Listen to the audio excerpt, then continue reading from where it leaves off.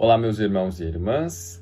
Hoje são 17 de dezembro do ano de 2024 e continuamos com a leitura no Evangelho de Lucas, que hoje se dará no capítulo de número 17, que nos diz assim: Disse Jesus a seus discípulos: É inevitável que venham escândalos, mas ai do homem pelo qual eles vêm. Melhor fora que se lhe pendurasse ao pescoço uma pedra de moinho e fosse atirado no mar, do que fazer tropeçar a um destes pequeninos. Acautelai-vos. Se teu irmão pecar contra ti, repreende-o, e se ele se arrepender, perdoa-lhe.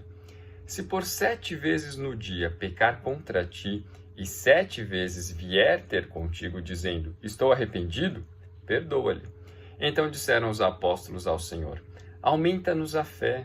Respondeu-lhes o Senhor, se tiverdes a fé como um grão de mostarda, direis a esta amoreira, arranca-te e transplanta-te no mar, e ela vos obedecerá. Qual de vós, tendo um servo ocupado na lavoura, ou em guardar o gado, lhe dirá quando ele voltar do campo, vem já e põe-te à mesa? E que antes não lhe diga, prepara-me a ceia, cinge-te e serve-me, enquanto eu como e bebo. Depois comerás tu e beberás. Porventura terá de agradecer ao servo, porque este fez o que lhe havia ordenado? Assim também vós, depois de haverdes feito quanto vos foi ordenado, dizei, somos servos inúteis, porque fizemos apenas o que devíamos fazer. De caminho para Jerusalém passava Jesus pelo meio de Samaria e da Galiléia. Ao entrar numa aldeia, saíram-lhe ao encontro 10 leprosos, que ficaram de longe e lhe gritaram dizendo, Jesus, mestre, compadece-te de nós. Ao vê-los, disse-lhes Jesus, ide e mostrai-vos aos sacerdotes. Aconteceu que, indo eles, foram purificados. Um dos 10, vendo que fora curado, voltou, dando glória a Deus em alta voz, e prostrou-se com o rosto em terra aos pés de Jesus, agradecendo-lhe, e este era samaritano. Então Jesus lhe perguntou, não eram 10 os que foram curados? Onde estão os 9? Não houve porventura quem voltasse para dar glória a Deus, senão este estrangeiro? E disse-lhe, levanta-te e vai, a tua fé te salvou. Interrogado pelos fariseus sobre quando viria o reino de Deus, Jesus lhes respondeu, não vem o reino de Deus com visível aparência. Nem dirão, ei-lo aqui ou lá está, porque o reino de Deus está dentro de vós. A seguir dirigiu-se aos discípulos, virá o tempo em que desejareis ver um dos dias do Filho do Homem e não o vereis. E vos dirão, ei-lo aqui ou lá está, não vades nem o sigais, porque assim como o relâmpago, fuzilando, brilha de uma a outra extremidade do céu, assim será no seu dia o Filho do Homem. Mas importa que primeiro ele padeça muitas coisas e seja rejeitado por esta geração. Assim como foi nos dias de Noé, será também nos dias do Filho do Homem. Comiam, bebiam, casavam e davam-se em casamento, até o dia em que Noé entrou na arca e veio o dilúvio e destruiu a todos. O mesmo aconteceu nos dias de Ló. Comiam, bebiam, compravam, vendiam, plantavam e edificavam. Mas no dia em que Ló saiu de Sodoma, choveu do céu fogo e enxofre e destruiu a todos. Assim será no dia em que o Filho do Homem se manifestar. Naquele dia, quem estiver no eirado e tiver os seus bens em casa, não desça para tirá-los. E de igual modo, quem estiver no campo, não volte para trás. Lembrai-vos da mulher de Ló. Quem quiser preservar a sua vida, perdê-la-á. E quem a perder, de fato, a salvará. Digo-vos que, naquela noite, 2 estarão numa cama, um será tomado e deixado o outro. 2 mulheres estarão juntas moendo, uma será tomada e deixada a outra. 2 estarão no campo, um será tomado e o outro deixado. Então lhe perguntaram, onde será isso, Senhor? Respondeu-lhes, onde estiver o corpo, aí se ajuntarão também os abutres. Esses textos que nós acabamos de ler, do capítulo de número 17, alguns deles já são muito pregados e também parte desses tem um entendimento completamente errôneo pela maioria das pessoas que pregam a respeito desses textos.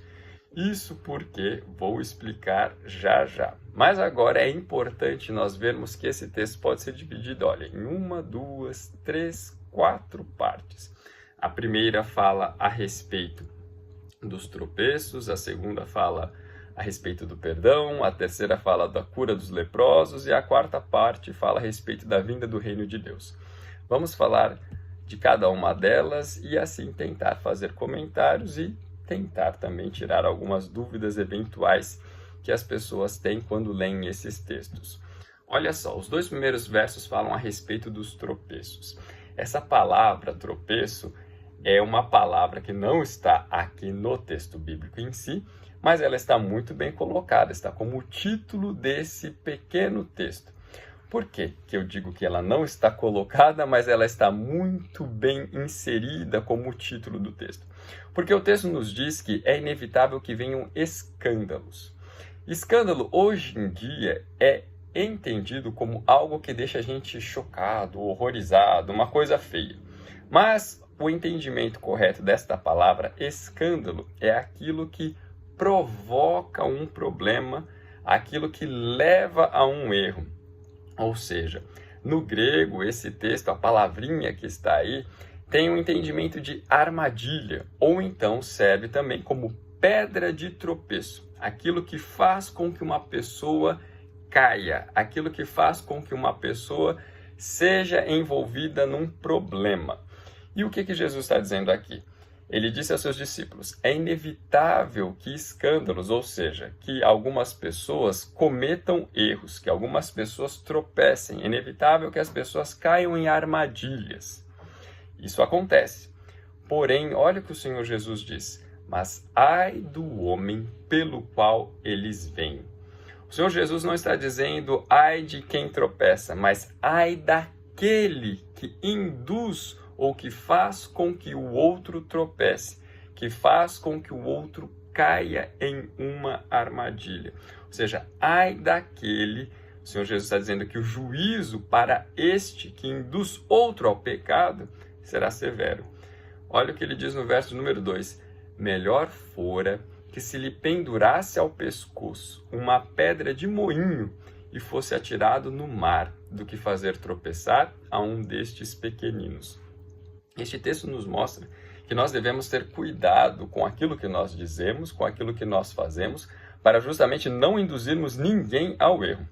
E quando somos responsáveis por expor a palavra de Deus, devemos fazer de tal maneira que tenhamos segurança de que falamos aquilo que o Espírito Santo realmente diz por meio daquelas palavras, para não fazer com que as pessoas, por nos ouvirem, façam aquilo que é exatamente contrário à palavra de Deus.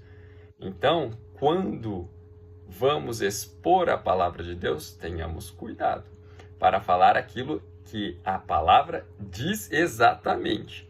E também no nosso proceder diário, não vamos fazer aquilo que pode contribuir para que outra pessoa peque contra o Senhor. Mas há aqueles que fazem isso propositalmente. E o Senhor diz, ai destes, porque eles de fato sofrerão um juízo severo. E nós podemos ver que nos evangelhos havia pessoas que realmente induziam outros ao erro. E eram pessoas muito bem afamadas. Pensavam ser pessoas justas, mas não eram. E vocês sabem de quem eu estou falando, os fariseus. Que mais à frente nós veremos, não neste capítulo, mas em outro capítulo, Jesus falar mais uma vez a respeito deles. Mas indo para a segunda parte do capítulo, que vai dos versos de número 3 até o verso número 10, o Senhor Jesus fala a respeito da questão do perdão. Ele diz aqui no verso 3, acautelai-vos, ou seja, prestem atenção. Se teu irmão pecar contra ti, repreende-o. Se ele se arrepender, perdoa-lhe. Nós temos uma facilidade muito grande para identificar o problema ou o erro que alguém comete contra a gente. A gente consegue identificar rápido, fácil, porque afinal de contas, quando pecam contra a gente, nós somos então uma parte ofendida, a gente sofre com isso. E se o nosso irmão nos ofender, o que a Bíblia nos diz então, nesse texto? Que nós devemos repreender o irmão. A gente não deve simplesmente, deixa para lá, ele vai depois se ver com Deus, ou Deus trata com ele. Não. A nossa responsabilidade é chamar a atenção do nosso irmão quanto ao pecado que foi cometido. E se porventura, ao abordarmos o nosso irmão, e devemos fazer isso com amor, não podemos fazer com raiva para piorar ainda a situação. E se ao fazermos isso, repreendermos o nosso irmão, se o nosso irmão se arrepender, nós não podemos nos encher de razão e humilharmos o nosso irmão. O que o texto diz é que nós devemos perdoá-lo. Isso acontece no nosso dia a dia, dentro de casa, na igreja, em várias situações da nossa vida, vivemos, sim, momentos em que as pessoas nos ofendem. Nós devemos, sim, buscar retratação, quer dizer, fazer com que ele se retrate conosco. Devemos, sim, procurar reparar o dano que foi causado.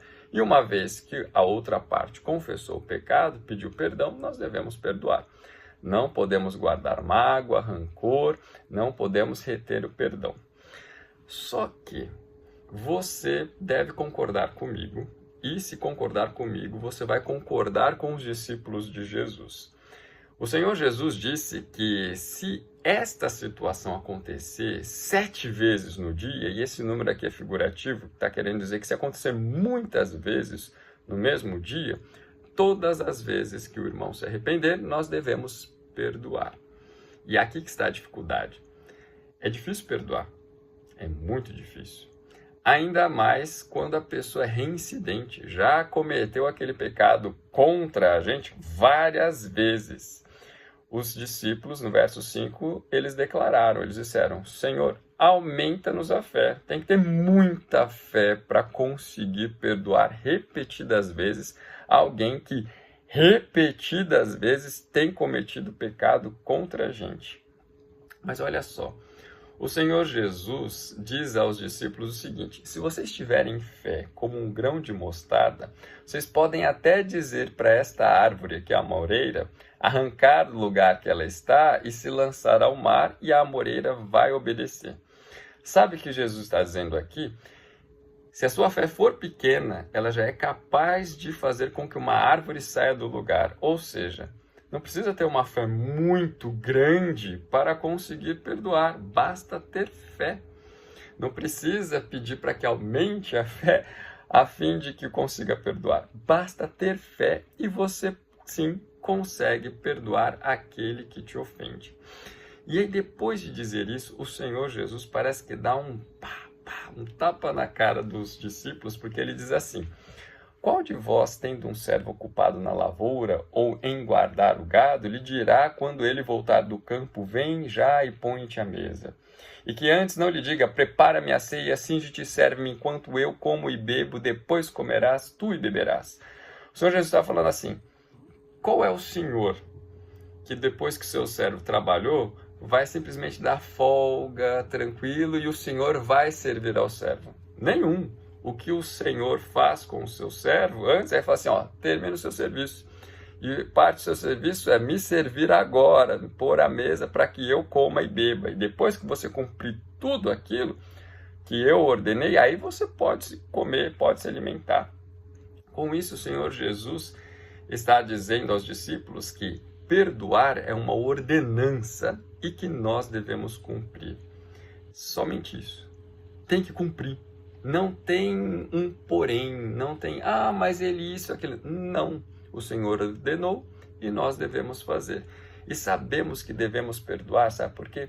Porque a ofensa que nós cometemos contra o Senhor nosso Deus é muito maior do que qualquer ofensa que alguém venha cometer contra nós.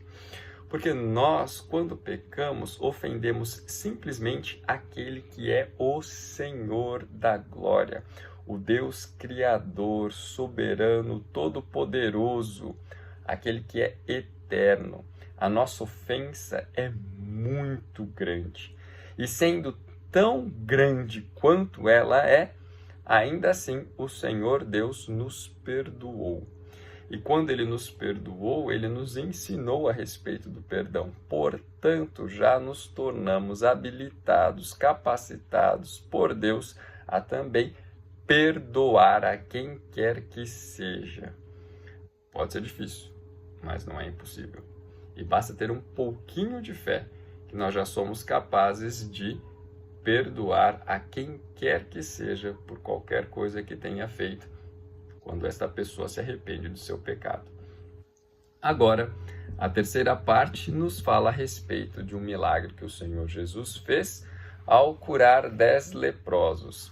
Vocês conhecem bem essa história, não tem muito tempo, preguei a respeito desse texto na nossa igreja, e o texto nos diz que o Senhor Jesus estava num lugar entre Samaria e Galileia, entrou numa aldeia, vieram 10 leprosos ao encontro de Jesus, mas antes mesmo de chegar muito perto, já de longe eles gritaram pedindo a Jesus para que se compadecesse deles.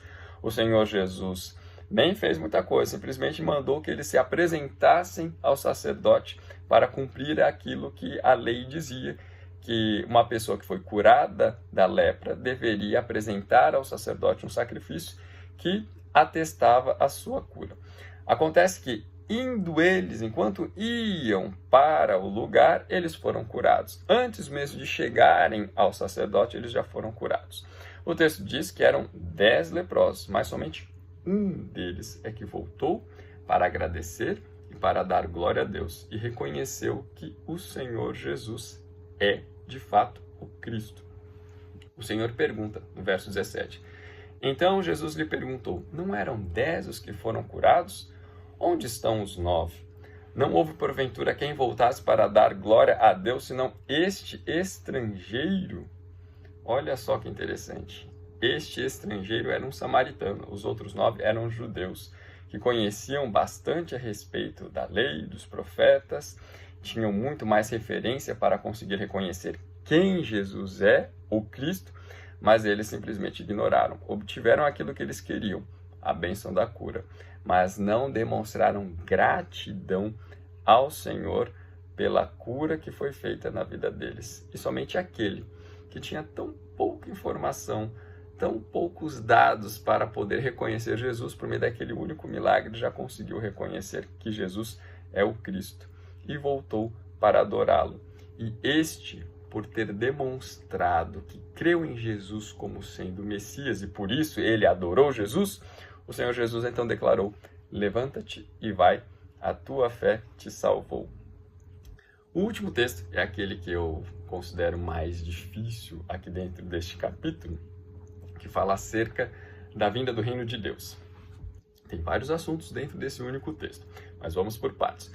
Logo no verso número 20, o texto nos fala, o autor Lucas diz que Jesus foi interrogado, questionado pelos fariseus sobre quando viria o reino de Deus. Olha a pergunta, olha a pergunta. Essa pergunta já demonstra que eles não criam em Jesus como sendo o Messias, não criam que Jesus já estava trazendo o reino no meio deles. Isso atesta que eles viram a glória, mas não reconheceram a glória. Isso atesta que aqueles homens estavam em trevas, porque foram capazes de perguntar para Jesus quando viria o reino de Deus. E Jesus, desde que começou o seu ministério, já dizia, é chegado o reino entre vós. Ele não disse está chegando ou vai chegar, ele disse é chegado. Isso quer dizer, chegou o reino. E quem trouxe o reino foi o próprio Jesus. Mas olha só, a expectativa que eles tinham com relação ao reino de Deus é que seria como qualquer outro reino humano. E por isso, a esta pergunta, o Senhor Jesus responde, não vem o reino de Deus com visível aparência. Olha como ele completa. Nem dirão, ei-lo aqui ou lá está, porque o reino de Deus está entre vós. O reino já estava entre aqueles homens, se manifestando por meio do Filho do Homem, que é Jesus, e também por meio dos seus discípulos, aqueles que criam em Jesus e que estavam aprendendo a obedecer à vontade do Senhor Jesus.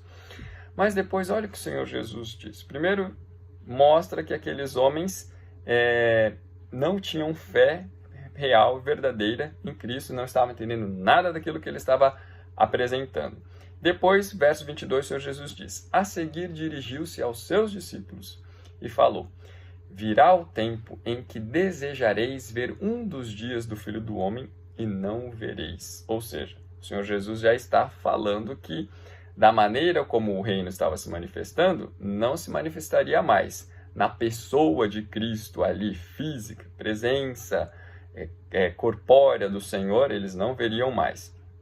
E ele falou o seguinte: e vos dirão, ei-lo aqui ou lá está, não vades nem o sigais.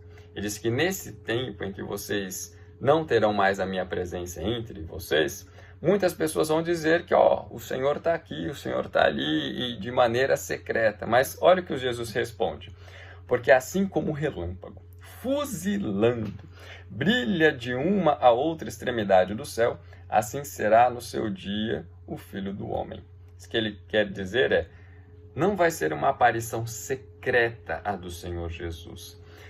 Vai ser como um relâmpago. E quando diz como um relâmpago, não está se referindo à velocidade, mas está se referindo ao clarão. Ele diz aqui, como um relâmpago, fuzilando, brilha de uma a outra extremidade do céu.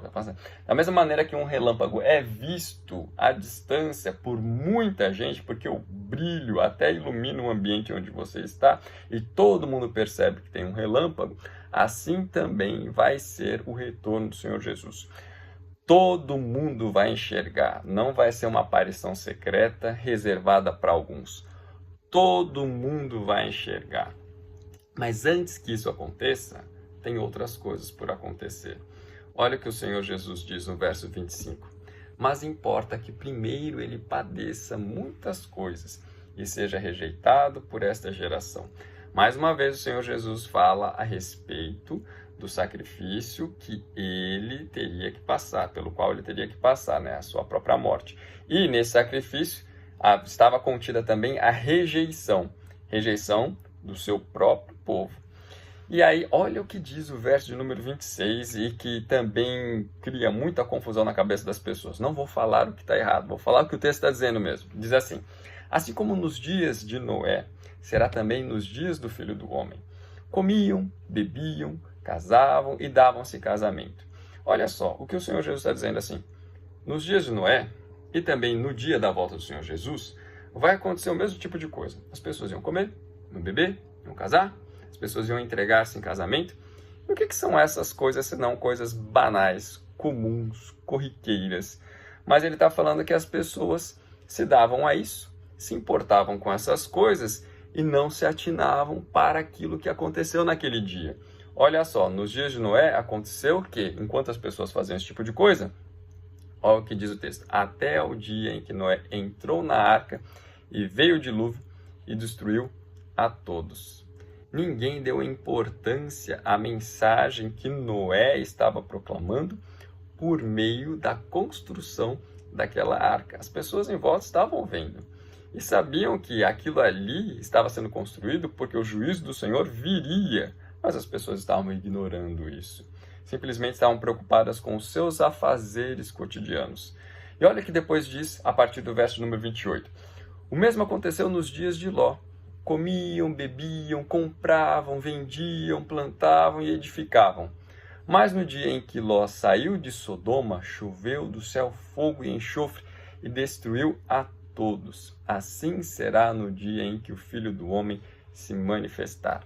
O que o texto está dizendo é que a manifestação do Senhor será um dia de juízo.